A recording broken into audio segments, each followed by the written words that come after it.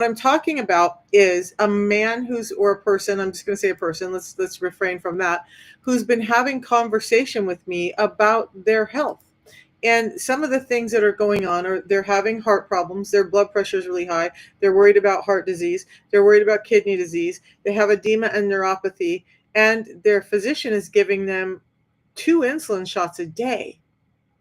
There's a lot wrong there. So let's talk about it. He's been asking me about the system for a while, and I've been kind of like, I've told you what it is. I've given you the ability to get it, and you're not pulling the trigger. What's going on? If you're that ill and if you're that concerned, why are you not getting started?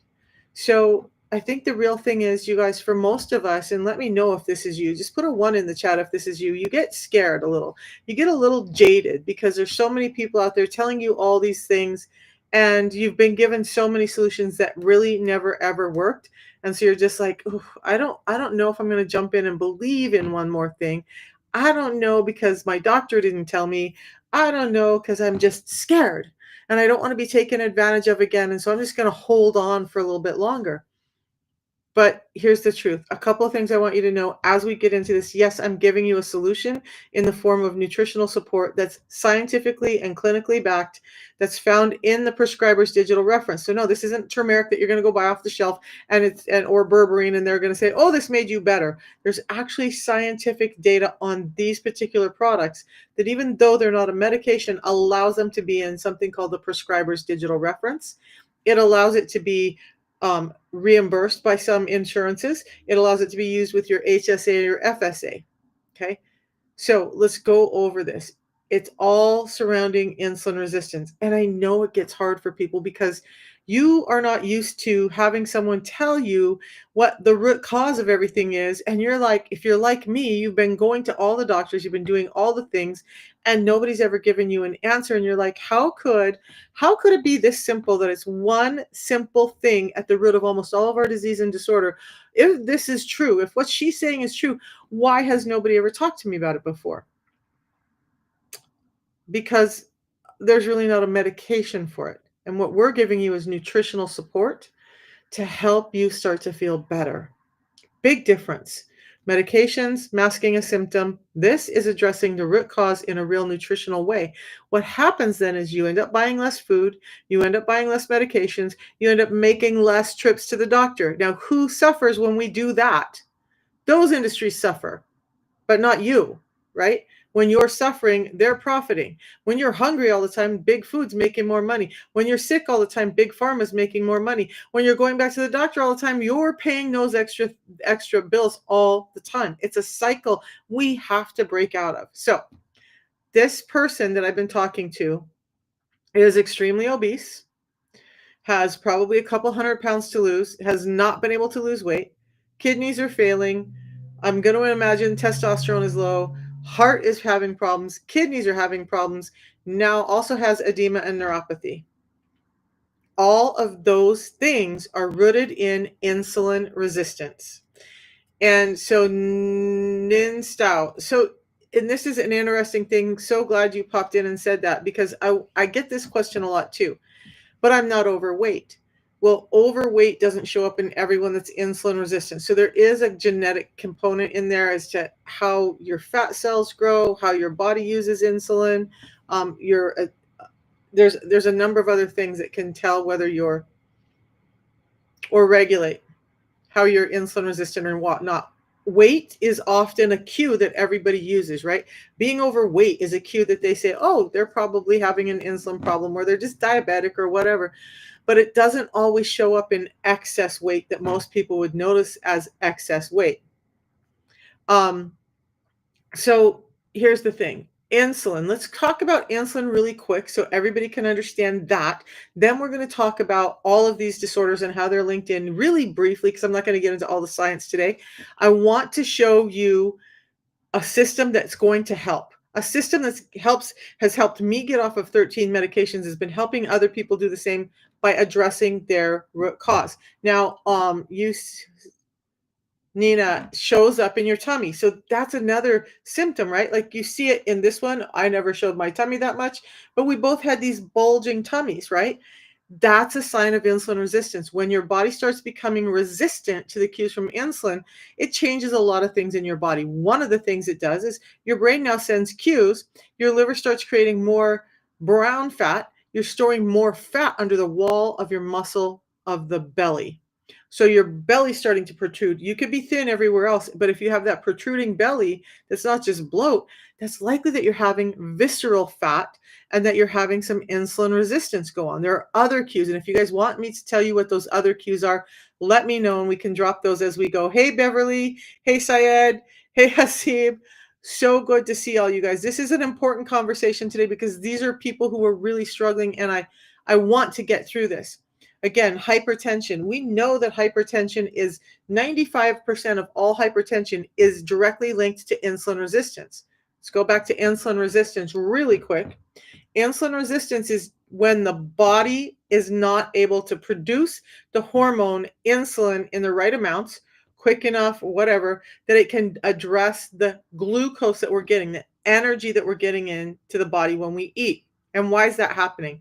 Because we're eating too often and we're eating too many high carbohydrate foods. So why does insulin matter? Because insulin is a hormone that acts as two things: a transport and a locksmith. Okay. So it's going to take the energy to the cells and say, hey, you need energy. I got some. Let me in. At that point, it has a lock called your receptor that it tries to open to allow the energy into the cell. The problem is when we have too much of this all the time, the cells are like, they're starting to get damage inside, or they just don't need anymore. So they start refusing that delivery of energy. And sometimes they still need it, but we're just delivering it so quick they can't. So secondary to that, then insulin says, well, they keep eating all the time. I have all this excess energy in the bloodstream still that I've got to get out, or it can cause damage. And yes, it can cause damage in your blood vessels. So it starts hauling it off to the storage units as quick as it can. And what are your storage units?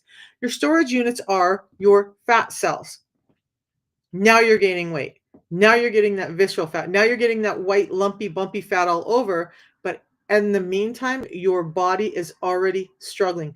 By the time you're putting weight on, your body is already in crisis mode. And it's going to show up in a few ways like anxiety, depression, fatigue, constant cravings, there's a number of things that can happen. That bulging belly is one. Your blood pressure rising is another one. So when this person writes me and they're like, well, I have this high blood pressure that I can't seem to get under control, will this protocol help me? Damon. So that excess fat, Damon, is likely that you're insulin resistant and you're insulin resistant and you're storing way too much energy. So this is the only place where I really believe in calories in, calories out. When you're taking in too much of this kind of energy and your body can't use it, it stores as fat, right? So that's where the calories in, calories out thing comes. People are like, just cut back your calories. Well, no, how about we learn to let our body understand the energy that's coming in and then let our body use the energy that's coming in? Because it's not so much that you don't need a certain amount of calories, it's that your body can't respond to it. Okay. So maybe you're exerting yourself enough, and that's why you're feeling fatigue and you're having fibromyalgia and you're having brain fog and you're having all these other things because you're getting in the energy, but your cells are not getting the energy you're taking in. So was it too much energy, or is it the cell's ability to get it in that was the problem? It's the cell's ability to get it in that was the problem. Okay, yeah, I agree. There are some people, if you're laying around on a couch eating ice cream and donuts and you're not moving your body, yeah, that's your problem, right? That's your problem. You know better. For the most part, I say it's not your fault because we're not taught the right ways to eat. We're taught to eat all the time. We're taught to eat every 2 hours. And by the way, science has shown that when they study people who've been told to eat 6 small meals a day, what they're actually doing is eating 16 times a day because they're hooked into this mindset that's a lie that we need to eat every 2 hours. If you know that every time you eat, you're spiking up your glucose, which is spiking up your insulin, and your body's already resistant to it, why would you want to eat every 2 hours? You also have to understand that this cycle, you guys, I get super excited because I'm super geeky about this stuff, but you eat It takes about 2 hours for your blood sugar to get to its peak, and it takes a couple hours after that for insulin to really start going, "Oh, hey, we've got to get this." Now, if you're really insulin resistant, it could happen much more suddenly. Average person, a couple of hours. Glucose spikes, insulin is trying to deliver it, reduces your glucose. But when you're eating every 2 hours, you're just spiking your glucose again before insulin ever gets to finish its job. Are we wondering why we're insulin resistant? Are we wondering why our bodies are confused, why this isn't working for us? The real truth is it can take insulin about 8 hours to come out of your system once you've spiked it. So, what if we shorten your time frame of eating to about an 8-hour window?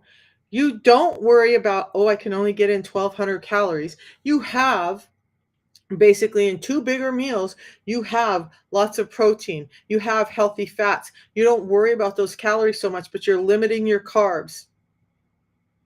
Now, do the calories matter? After that 8 hours, you stop putting food in your face.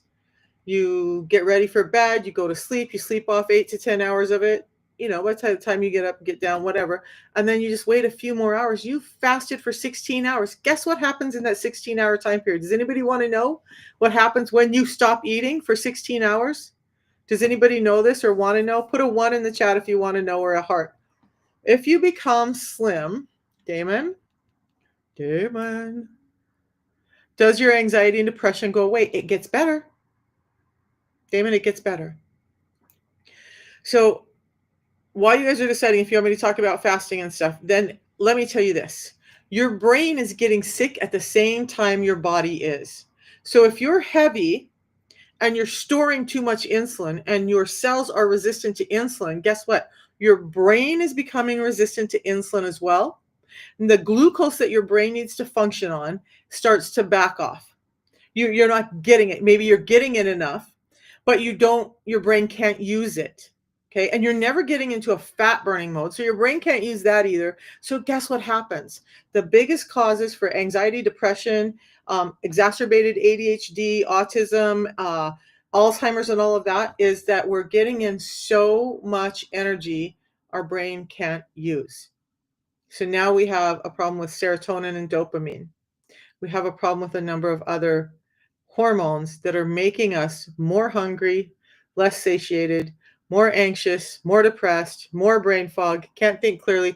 Plus, it starts to mess with your neural pathways. So, all those messages that are supposed to be going through a brain that has the right energy can't get through in the passive ways they're supposed to.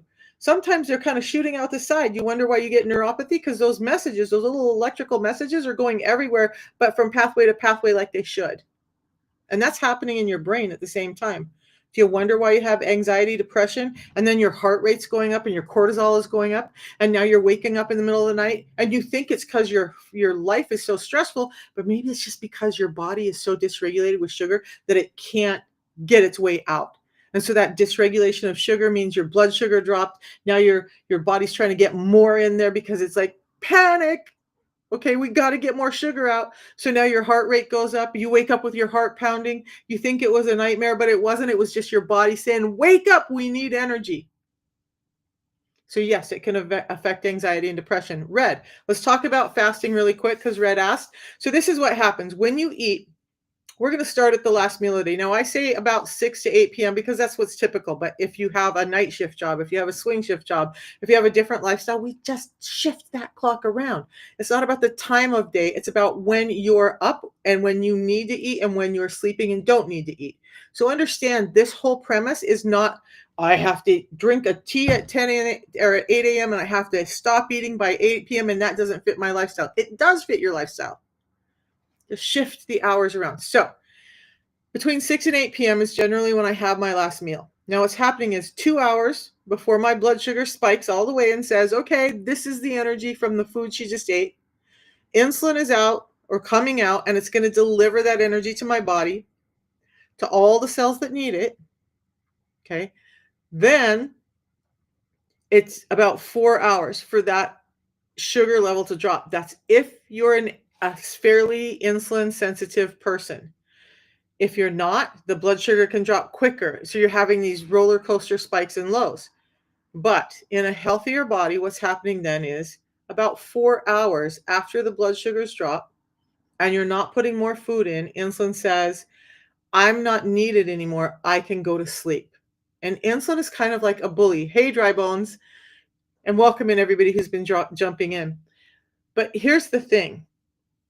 8 hours later, before insulin goes down, when insulin goes down, its metabolic counterpart called glucagon can come out. So let's describe insulin and glucagon really quickly because it's important in this fasting window. This is why we're not eating every 2 hours.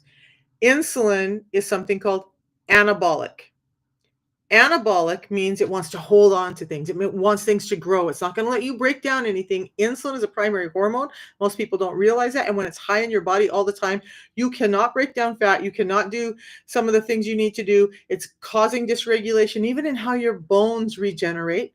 It's causing dysregulation in that. Do you know with insulin resistance, you're tearing down more bone than you're building up? Now you get brittle bones. Anyway, insulin is anabolic. It doesn't let you burn fat. Glucagon is catabolic. It wants to break things down. It wants to eat things up. Insulin stores fat, makes it so you can't burn fat. Glucagon eats fat up because it's trying to raise your blood sugar back up. What happens when you're not getting energy in? Your blood sugar drops. Your body goes, I need energy. Where am I going to get it from? Insulin's finally gone. So now glucagon comes out and you start burning fat, which is packaged little pieces of glycogen that's created from the glucose you ate and stored as fat. So now glucagon says, let's pull some of that fat out, break it back down into energy so that we can have blood sugars and energy for this person. There is a back door for some of these to go, and fats, especially, to get into your cells without spiking insulin. So you've got to get to where glucagon can come out so you can burn fat and start to allow your cells to heal and repair. Remember, 8 hours before insulin goes down. At about 10 hours, because insulin's got to go to sleep, we got to make sure it puts its little head to bed before glucagon will be brave enough to come out and say, okay, I can do my job. Now, insulin's passed out, gone to sleep, gone away. I'm going to come out. I'm going to start tearing things up. I'm going to start, well, tearing things up in a good way. I'm going to start burning things up, and it will then start burning fat. It's going to create a increase of growth hormone, which allows your body, those bones, those muscles, the ligaments, the tendons, all the soft tissues, everything to start repairing. It's going to start kicking out ketones, telling you more and more that you need to access fat for fuel. And guess what? There are very, very few people on this planet and especially in the US, that don't have excess energy stores on their body for glucagon to access. Okay, so insulin is down. Now you can burn fat. Glucagon is out. And it's crazy, right? Because glucagon is trying to raise your blood sugar, and it's doing it by burning fat, increasing ketones, increasing growth hormone. Those happen about 2 hours after glucagon comes out. Now we're at about hour 12. But again, it takes a while for those messages to make it through all the highway of the bloodstream of our body and get to all the cells so that they can start doing what they're supposed to do. Now at about hour 14, we have this access to the growth hormone and the ketones so that they can really do their job, and they're really cueing the cells to do everything they need. Now we can really get into fat burning mode. We can get into muscle repair, bone repair, liver repair, kidney repair, heart repair, eye repair, brain. All of that starts to really benefit from fasting at that hour 14. For most of us, it changes for some of us, right? Now, between hour 14 and 16, you're really in a fat burning mode. Now you're burning fat. You give yourself that 2 hours to really access that place where you're turning over cells and burning fat. And then you break your fast by eating proteins and fats, which don't spike your insulin again. Now your body is healing and repairing, and continuing to burn fuel or fat for fuel. The minute you start putting carbohydrates back in, especially rice, potatoes, bread, processed foods, the packaged, bagged box barcoded foods, your insulin spikes back up and the process stops. So, do you want to do an intermittent fast and make the most benefit of it? Break your fast by having proteins and fats first. Save the carbs for a little later in the day.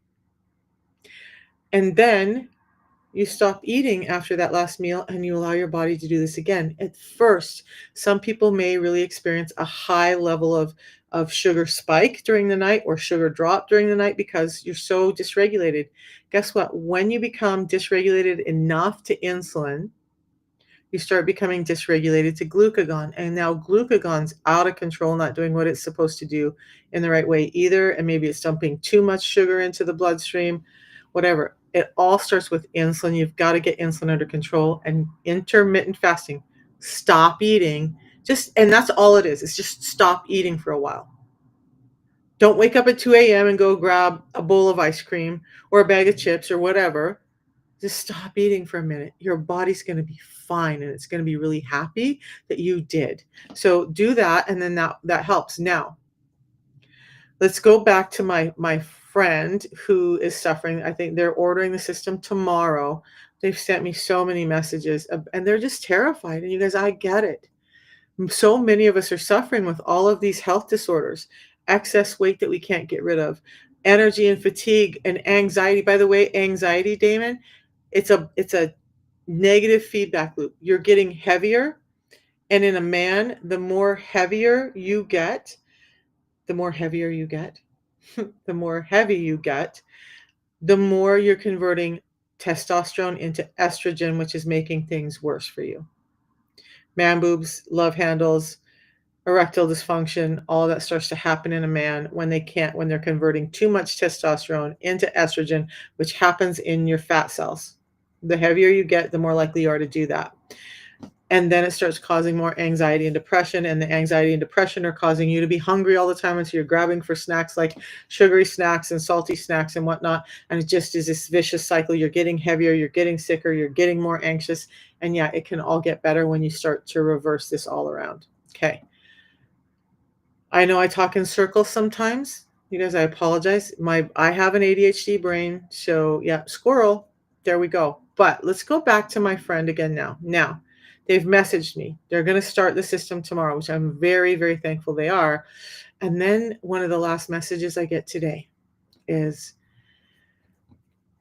I look forward to not being on the 2 shots of insulin that my doctor has me on. How many of you guys know that doctors are giving insulin to type 2 diabetics to treat this disorder? And while you're thinking about that, give me a heart or give me a 1 if you know that. If you know that that's what they do for diabetics, is they just prescribe you insulin. Type 1 diabetics need to be prescribed insulin. I'm going to give you a big bombshell here. Type 2 diabetics do not need to be prescribed insulin. In fact, according to one of the top metabolic scientists, this is what he says. He says it's making you fatter quicker, it's making you sicker quicker, and it's ending your life quicker. Because we already have a dysregulation of insulin. We already have a body that's so insulin resistant that it's starting to break down, and now you're putting more in. So think about it like this. If you had an alcoholic sitting in front of you and they're like, I need to get better and I just can't stop drinking, would you just hand them another 12 pack or a fifth or whatever their choice is? Would you just hand that to them and say, you should get better now? I wouldn't. But that's the equivalent of what they're doing when they're giving a type 2 diabetic insulin. They're giving you more of what the problem is, making you sicker. So now this person has heart disease. They have kidneys that are failing. Now they're experiencing edema and neuropathy. And they're getting 2 shots of insulin a day. Are you tracking? Are you tracking what's happening? Those 2 shots of insulin are exacerbating the issues he was already having, pushing him further into ill health. And it's devastating to hear these stories because doctors don't know. They've not been educated in nutrition. Most of them have not been educated about insulin resistance or the tie-in of insulin resistance to all these disorders that I talk about. And they're just continuing to do what they've been told to do, which is give a diabetic insulin. Tell them to eat every 2 hours. Tell them to have some fruit juice when their sugar drops. All of those are really bad ideas for a diabetic. And I just want to be clear, if you are a type 2 diabetic and your doctor is giving you insulin shots, please question what they're doing to your health, for your health. Question it. Now, well, the reason I'm on here, I talk about a more natural system. It reversed my type 2 diabetes, reversed my hypertension, my sleep apnea, my joint deterioration, my edema and neuropathy, my bleeding teeth and gums. I started growing in more hair. My eyesight got better. The diopter in these glasses is about half of what it was 4 years ago. At the age of 61, my eyesight got better because I addressed insulin resistance. I got off of 13 medications, and that's what I'm hoping for this person that I'm working with, is that I will hear a story back like that from them. They lose weight, their heart starts to get better, their kidneys start to perform better, their liver starts to be less fatty, their edema and neuropathy goes away. If they've got skin takes, we haven't gone into those things because their other health issues are so big that we're focused on that. But my hope is that this person actually starts to see those results. And if you find yourself in those symptoms, reach out to me and understand that this is probably relating to you too. So, what we're doing, what he's going to do, what I've helped many, many, many people do is this: trade in all those medications with your doctor's help, right? I'm not telling you to go do anything that your doctor's going to disagree with, unless he does disagree with it. Then you might want to find a different counselor, right? All right. So it's 2 teas that I have. It's 2 drinks that I have at 3 points during the day.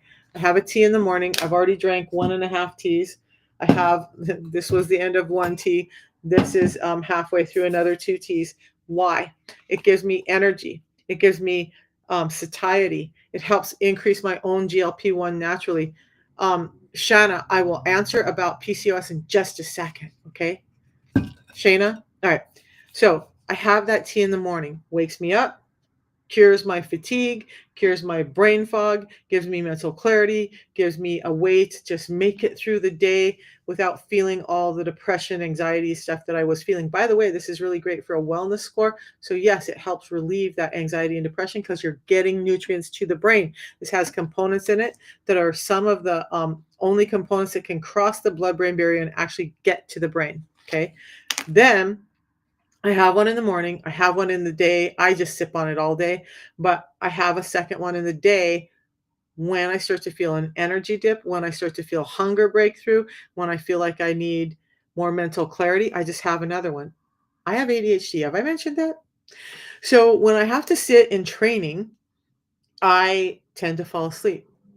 My ADHD brain is like, oh my God, there's just one thing instead of 20. I don't know what to do. Go to sleep. Happens to me when I watch movies too. But in order to sit through those trainings and not just pass out, I drink another tea. I've had 5 to 6 teas in a day. Does not hurt my health. They're so high in nutrients that it's actually building health. And it doesn't keep me awake all night afterward. And it doesn't give you crashes or any of that stuff, or you're not getting that. I call it like you're in a pinball machine with your energy. You don't get any of that. It's a nice steady energy that slows down steadily, and when you start to feel that, you have your second one.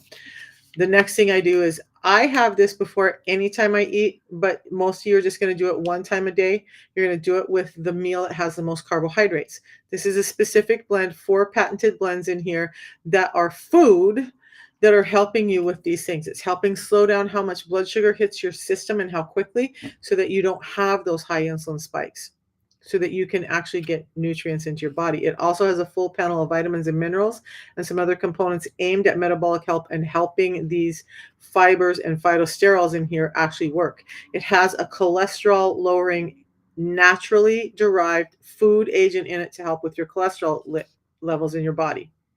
So it's giving you satiety. It coats my gut because I have an anxious gut. I call it a native gut. We all tend to have it. And it helps me feel full. It's regulating my blood sugars. It's helping my gut microbiome. I love it. So I use it off brand a lot because I just found that it fills up so much for me in my day. That's it. A tea in the morning, a tea in the afternoon, and a pre-meal drink before your meal with the most carbs. Now, if I have cake, ice cream, if I have something high in carbs, maybe I have 2 of these. But here's the thing, you guys. It's so easy and simple that even if you have those moments Sunday nights are dinner nights with my family. My daughter-in-law loves pasta, so it's usually pasta on Sunday nights. I can just have 2 of those before dinner and still keep my blood sugars from spiking. That scientifically has been proven to reduce a blood sugar spike by up to 43%.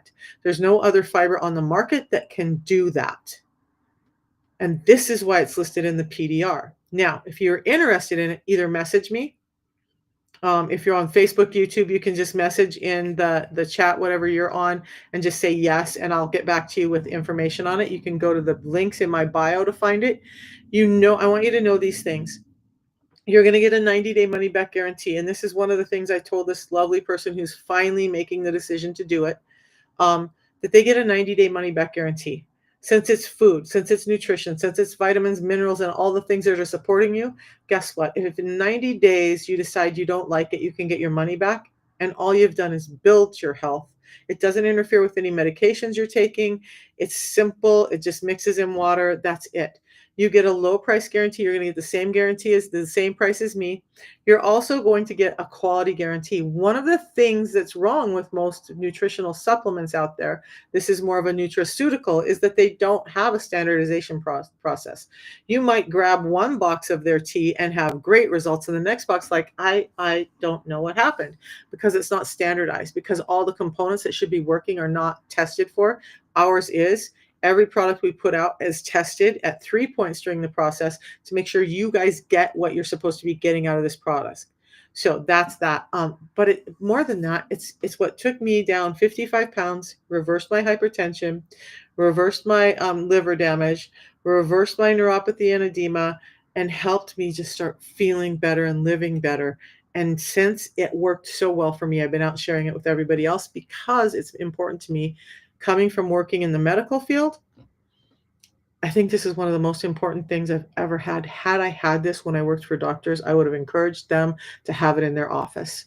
I worked in infectious disease. I worked in hormone clinics. I worked in emergency, the short-term emergency urgent cares. I did, I did a bunch of different things, but I also had doctors allowing me, even back then, to talk about more natural solutions to their healthcare because I've never been an advocate for medications. Why haven't you heard about it?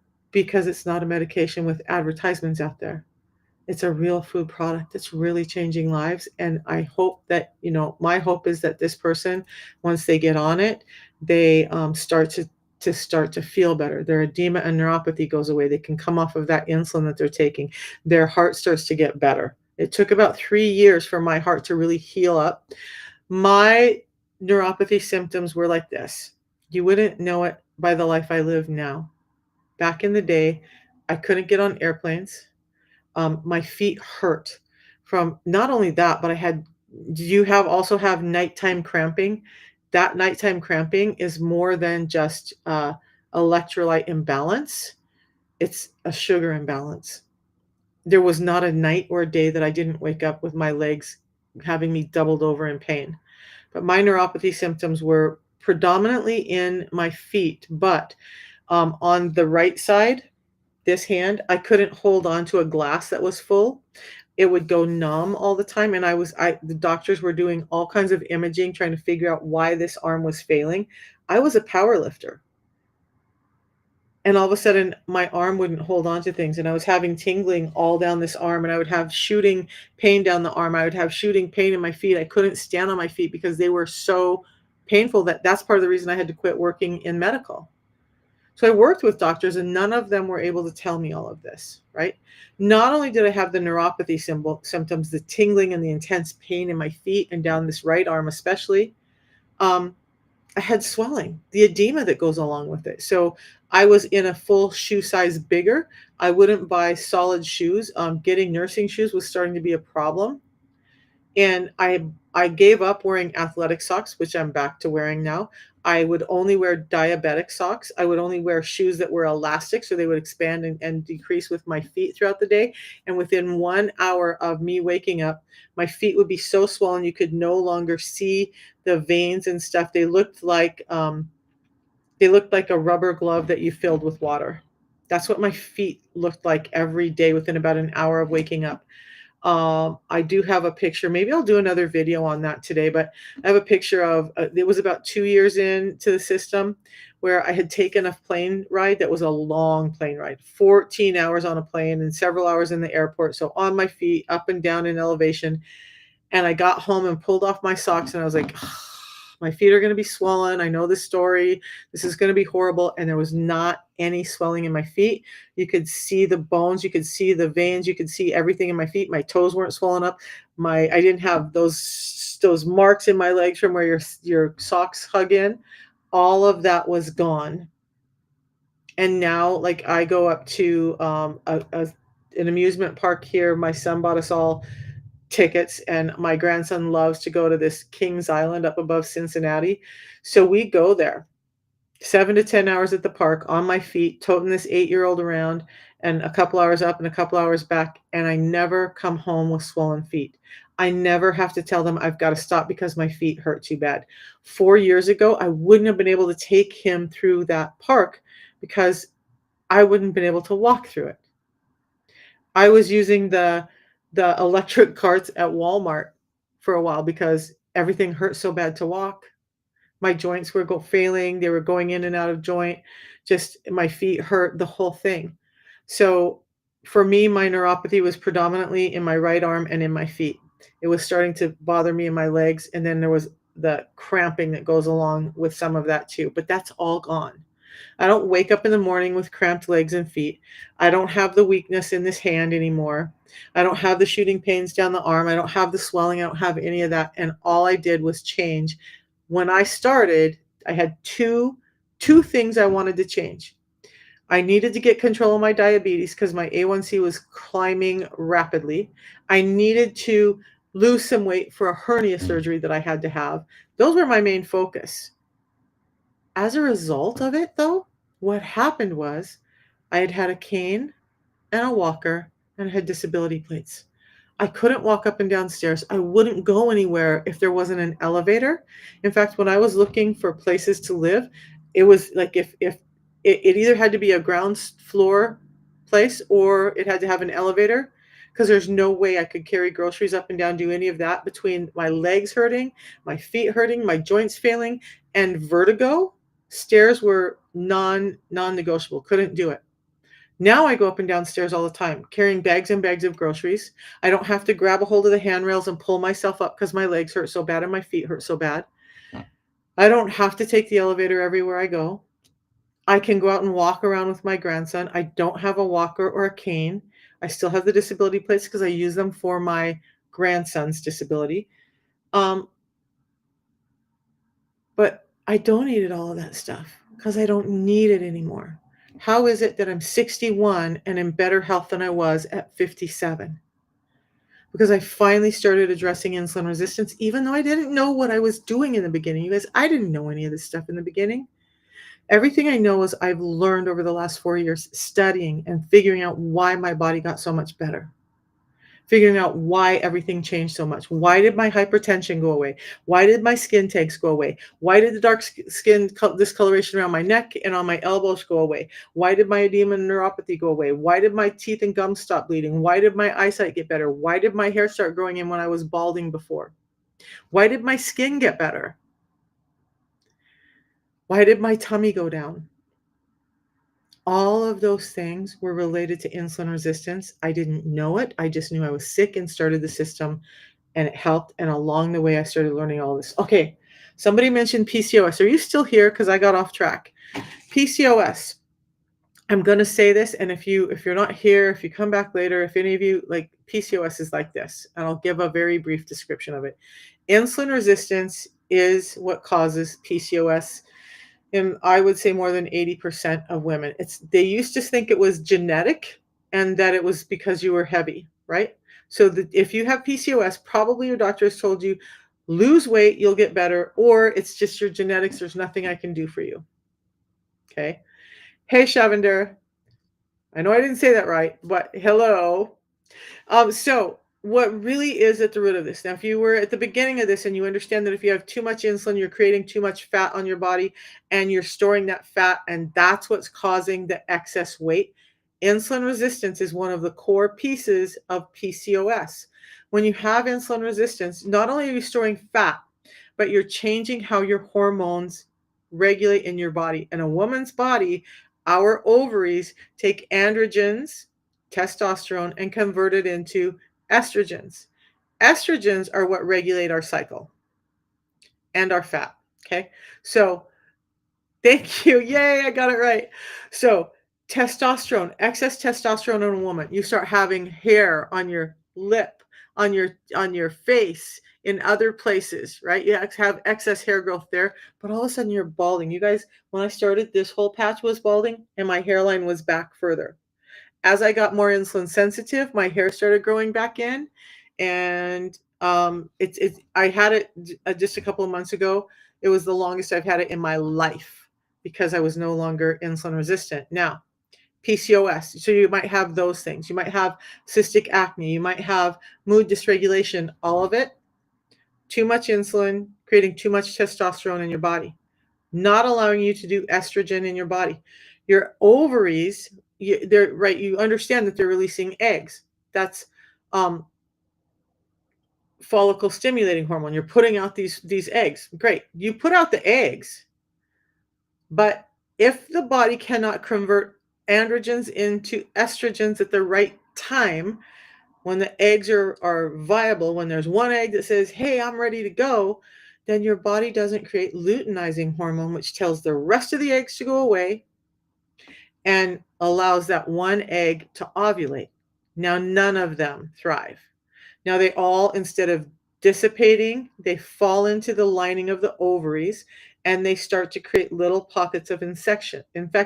So let's break it down. Poly, many, cystic, little pockets of infection, ovarian syndrome.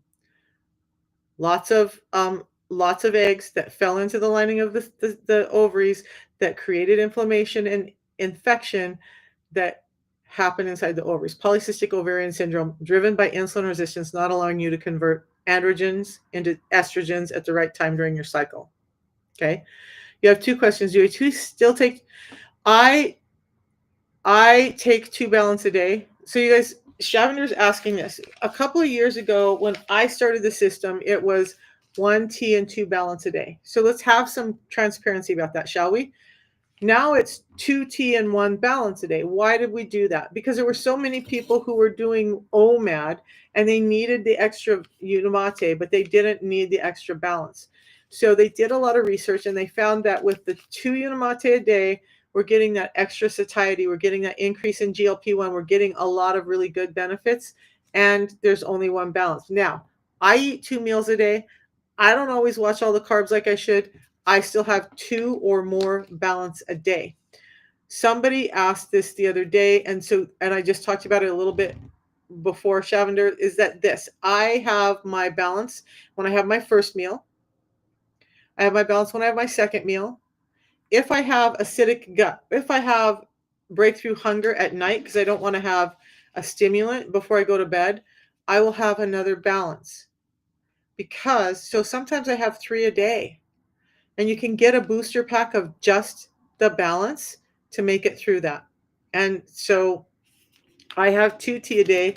I kept forgetting to have the second tea at first. So now I mix it up in a 40-ounce mug and I drink this all day long. And when it's gone, I'm done. This is actually my second mug I'm drinking today. But anytime I eat, unless it's just a fat, like unless it's just avocado or, sometimes I'll have just a spoonful of cream cheese or something if I'm really hungry, or olives, then I don't always take the balance before that, right? But if it's before a meal, I have the balance. If it's because I'm having breakthrough hunger, if I'm having acids in my gut before bed, I'll have another balance. And guess what? It soothes it down. It helps me feel full. I go to bed and Shavender, here's what happens when you have the balance as your fasting window starts. This creates your body making short chain fatty acids. Your fiber is feeding your good gut microbiome. That good gut microbiome, for all intents and purposes, offsets or off gases something called short chain fatty acids. Those cue us to create more ketones and go deeper into fasting as far as fat burning. So, and even in a fasting window, say you're fasting, and somebody challenged me to do a 5-day fast on social media. I'm like, I haven't done one for a while. So if they want to agree to do it, I might do a 5-day fast with them. Guess what? During those days, because I have an acidic gut, if I'm feeling hungry or feeling acidity, I'll just have this balance during those fasting windows. It's not going to break my fast as far as keeping insulin down and allowing me to have cellular repair. Does that answer it? So I kind of follow a hybrid way. So any other questions for me on any of this stuff, you guys? Basically, a couple other things and then that's the other thing is don't forget that if you're interested in this, I get that you want to take time. I get that you want to make sure that this is the right thing for you. I get that there's so many people trying to tell you so many different things and you get confused and you don't know what to do. I get it. If you want to hang out, listen to me for a while and then decide to buy, I get that. No pressure. But I want to tell you this. If you don't make change, if you don't understand, start opening your mind to the fact that insulin resistance is at the root of 95% of all our chronic illnesses and disorders, and you don't start addressing that, you're always going to feel sick, and your health could get as bad as my friend who's having neuropathy, edema, failing kidneys. I believe they're at stage 5, heart disease, and their doctor's giving them 2 shots of insulin, which is making all of that worse quicker. So if you want to swap out for something like this, use my link, get started. You have a 90-day money back guarantee. And then here's the other thing. Every time you start to get better and other people notice and they ask you and you share it with them, if they buy, you get a $10 credit on your own purchase the next month. Every time someone else buys, every month they buy, not just one time. So you could reduce the cost of your system greatly monthly just by sharing it with the people you care about. But because it's in the PDR, if you can get your doctor to write a prescription, you can take that prescription and your receipt and turn it into your insurance and see if they'll cover it. Many people have had insurances cover it. It's not on a formulary, so you have to kind of do the reimbursement method. But I've also had tons of people use their HSA and FSA monthly to purchase this. They're setting that money aside anyway. It's being withdrawn from their paychecks, so they might as well just use it up, right? You can do it either way. So if you're one of those people who has any of those resources, just use that. And look, if you get put on metformin or some of those other things, do you get a 90-day money back guarantee that it's going to make you feel better in 90 days or you get your money back? Do you have the assurance that it's actually helping your body heal? Or are you just being told, do this because we got to get your blood sugars down, but it's not really healing anything? And now you're on a long-term medication that's probably making things worse for you. Think about that and understand that this actually helps you start to feel better. I am about to sign off, you guys. If you need me to talk about anything tomorrow, let me know. I love to talk about all the sciencey stuff, but sometimes I just want to be real. And like when I was having this conversation today with this guy, I was like, you know what? This is just so frustrating that it's a conversation, not frustrating at him, but frustrating at the medical community that they're not helping you guys in a real way with this. So know there is a better way, and it can actually build your health much better and you can feel much better. 61 years old, I no longer feel 61. At 57, I felt 75. And my kids are going to Scotland in a couple of months. And so I'm going to have my beautiful little grandson for 8 days. He will take every bit of energy out of me, but we're going to go up to that amusement park several times because I have him for 10 days.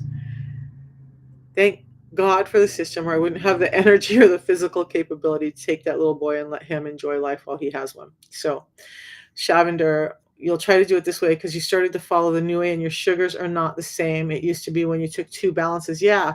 So, and let's talk about that before I do sign off, right?